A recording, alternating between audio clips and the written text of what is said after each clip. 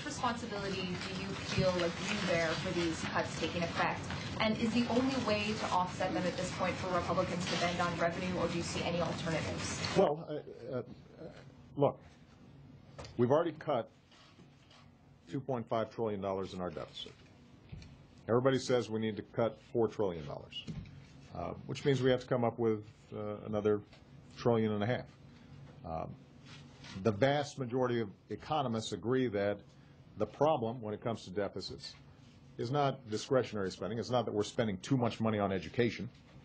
It's not that we're spending too much money on job training, or that we're spending too much money rebuilding our roads and our bridges. We're not.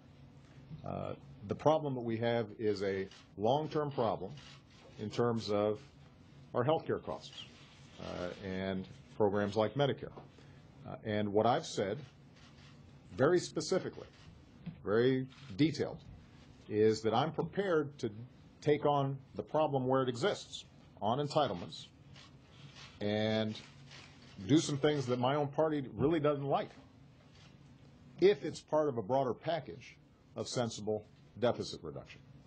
So the deal that I've put forward over the last 2 years, the deal that I put forward as recently as December, is still on the table. I am prepared to do hard things and to push my Democratic friends to do hard things. But what I can't do is ask middle-class families, ask seniors, ask students to bear the entire burden of deficit reduction when we know we've got a bunch of tax loopholes that are benefiting the well-off and the wealthy, aren't contributing to growth, aren't contributing to our economy. It's not fair. It's not right. The American people don't think it's fair and don't think it's right. So, you know, I recognize that Speaker Boehner's got challenges in his caucus.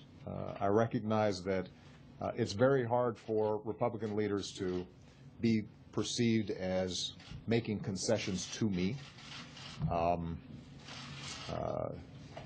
You know, sometimes I reflect, you know, is there something else I could do to make these guys, I'm not talking about the leaders now, but maybe some of the House Republican caucus members, not paint horns on my head.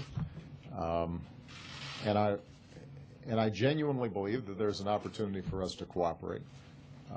But what doesn't make sense, and the only thing that we've seen from Republicans so far in terms of proposals, is to replace this set of arbitrary cuts with even worse arbitrary cuts.